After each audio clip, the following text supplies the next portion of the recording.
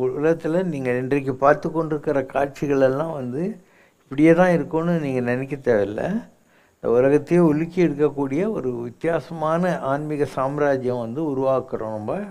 And Palani, Virudhachalam, Chidambaram, இங்கே இருக்கிற அந்த இது பூமிக்கு அடியில் இருக்கிற பலவிதமான கணேசருடைய, விநாயகருடைய சிலைகளை வெளிப்படுத்துறது, இந்த மாதிரி பல விஷயங்கள் நடந்துக்கிட்டே இருக்கும்போது ஒரு யுத்தங்கள்லாம் வரும், உலக யுத்தமெல்லாம் வரும். இப்போ நீங்கள் பார்த்துன்னு சைனாக்காரன் ஒரு பக்கம் ஸ்ரீலங்காவுக்கு சப்போர்ட் பண்ணுறான், இன்னொரு பக்கம் நார்த்தில் நோண்டிக்கிட்டு இருக்கான்.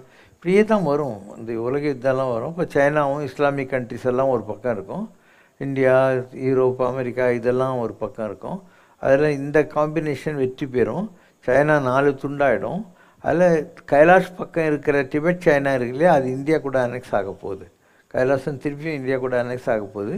இப்படி எவ்வளவோ விஷயங்கள் உலகத்தில் இப்போ நடக்க போகுது. ஆனால் நீ இன்றைக்கி பார்த்துன்னு இருக்கிற இந்த தேதிக்குள்ள விஷயங்களெல்லாம் பார்த்து இவ்வளோ தான் லைஃப்னு நினைக்கவே தேவையில்லை. Every thing is going to change, a time is coming. இப்படியெல்லாம் பல அதிசயங்கள் நடக்க போகுது. நான் இப்போ சொன்னேன் ஏதோ இது அமர்ச்சித்திர கத்தால் வர மாதிரி இருக்கும், ஆனால் நடக்கிற போது நீங்களே பார்ப்பீங்க. It is not by any accident, it's a plan, it's a divine plan, and accordingly things will happen.